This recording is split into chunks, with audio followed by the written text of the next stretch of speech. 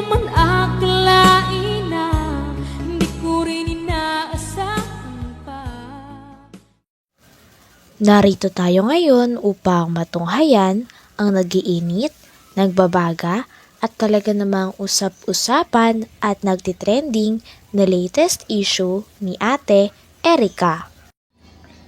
Sa pagpapatuloy ng ating istorya ay narito nga muli si Kalingap Val upang pag-usapan at upang maresolba ang problema ni Ate Erica sa pagitan ng kanyang lolo at ng mga pamilya na naiwan nila pagkatapos nilang magkaroon ng bahay at pera ng kanyang kapatid na si Sheila May. Dito nga sa sinasabi ng pinapanood ni Kuya Val ay nasilaw daw sa matatamis na salita at pangako ng mga sponsor si Ate Erica at ang kanyang ate. Okay.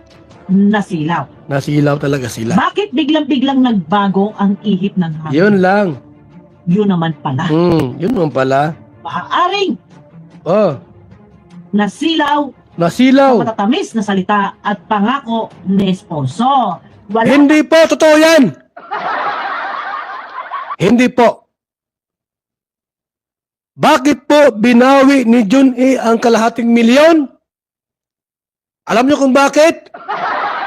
Anong sabi ni tita? Kahut-hutang dila. Ano yung anong meaning niyan? Kahut-hutang dila, mga kalingap. Alam mo lang pag lips to lips na yung dila ay pumulupot sa dila mo? Nasubukan niyo po yung ganun mga kaibigan? Halimbawa, asawa mo, nag-lips to lips ka, tapos yung dila niya, pilipilip sa dila. Bastos ka. Yun ang ibig sabihin nun, kahit utong dila kayo. Ha? Masarap, matamis na pangungusap. Ginapang po ni Sheila May. Ayon kay tita, ginapang ni Sheila May si Jun E. Yung gapang na kahut-hutang dila. Parang mayroong pagnanasa.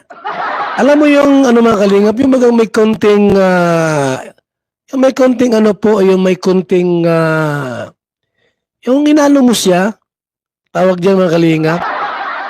Yung inaakit-akit mo, John halika rito, may tinanggal na ako rito. Yun ang kahut-hutang dila. Kasi pagka, John magandang araw po. Sheila May po ito. Sheila May, napatawag ka. John kunin mo yung pira ni ano doon. Ako kay Kalingap Rob magpaano. Baka kulangin, baka yung perang kalating milyon, bawasan pa ni Kalingap Rob yun. Kunin mo doon. Hindi ganyan. Ang kahut-hutang dila, igwaning pag-aakit. Pang-aakit. John si Sheila May ito. Ating gabi na, napatawag ka. Gusto ko mag-video call tayo. Ang pinaka sinasabi nga lang ng video na ito na pinanood ni Kalingap Val ay talagang nasisilaw o naaakit lang si Ate Erica at ang kanyang ate sa mga pera na binibigay sa kanila ng mga sponsors. Kaya nga nagawa rin nilang iwan ang buong kalingap at ang kanilang pamilya para sa pera at upang masolo nila ang mga ito. Nagli-lips to lips tayo. Ganun po yan, ha? alam Oh. kung ubusin ni sponsor ang kanyang pera sa magkapatid na ito.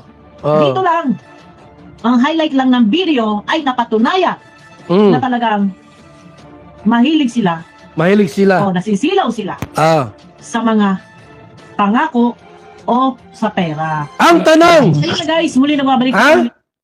bakit po nakuha ni Sheila May si Jun E? Sino po ang unang nag-chat at naghanap ng account? Si Sheila May, si Erica o si Jun E? Kaya mong sagutin yan. Kayang sagutin yan ni Tita. Tita! Huwag kang lumapit kay Kapidongski. Jesus! Huwag kay Kapidongski. Wala man yung... Sa akin mo ilahad-lahat. Tita, para malaman natin yung buong kwento. Sino po ang nag-reach out? Si John A. o si Sheila May o si Erica? Bakit po nalaman nila ang isa't isa? Di mo pwede si Kalinga Prab nasabihin ni Kalinga Prab, Erica, o ito si John A. I-add mo sa Facebook mo. Di mo pwedeng ganon.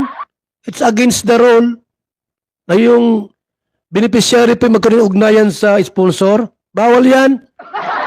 Direct. Na yung sponsor po magdirekta doon sa beneficiary, bawal po yan. Matik po, alisin namin sa kalingap yan. Bawal po yan.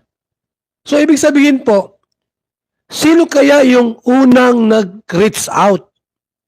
Baka hinahanap ni John A. si Erica. Nakita ko sa mga vlog ni Kalinga Prab, maganda itong si Erica. Hoy, hindi maganda si Erica. May itsura lang. Nakita ko yan sa personal. Sus!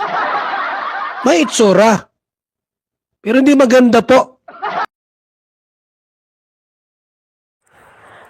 Dahil sa nangyari na sabuatan nila Ate Erica at ng malaking sponsor na binawi ang pera kay Kalinga Prab na dinonate niya na si Sir John A, ay nagtataka ngayon si Kalingap Val.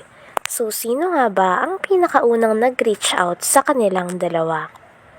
Si Sir John A kaya ang nag-reach out kila Ate Erica dahil may gusto siya dito? O baka naman sila Ate Erica at ang kanyang kapatid dahil nangailangan sila ng pera? Sponsor, bawal yan. Direct. Na yung sponsor po magdirekta doon sa beneficiary, bawal po yan. Matik po, alisin namin sa kalingap yan. Bawal po yan. So, ibig sabihin po, sino kaya yung unang nag-reach out? Baka hinahanap ni John A. si Erica. Nakita ko sa mga vlog ni Kalinga Prab, maganda itong si Erica. Hoy, hindi maganda si Erica. May itsura lang. Nakita ko yan sa personal. Sus! May itsura. Pero hindi maganda po. Hindi nga ako naakit. Hindi ako naakit. Kasi kung maganda yan, maakit niya ako. Wala man lang. Walang ka-apil-apil. Si Sheila may mataba pa. Ang maganda po si Beyonce. Ganda ni Beyonce. Na-inlove ako kay Beyonce. Ido! Ninong ako ha, para maisayaw ko si Beyonce. Ido! Ha? Pag may birthday, isayaw ko yan ha. Huwag mong sunugin si Beyonce. Sayaw lang naman. Pero si Erica, di bali na. Sus, masayaw? So, di bali na po. Sabi ni John, kailangan ko makilala si ano. Ha? Ngayon, nagsisisi ka na. 100% po. Nagsisisi na po si John A. Yung bayot na ito. Nagsisi na po ang Kalinga po niya. Sa bahay nagmumukmok ko. Tinrider ko si Kalinga po. Ang laki-laki ng gawa kasalanan. Sa Kalinga. Ay, nagsisi ka na.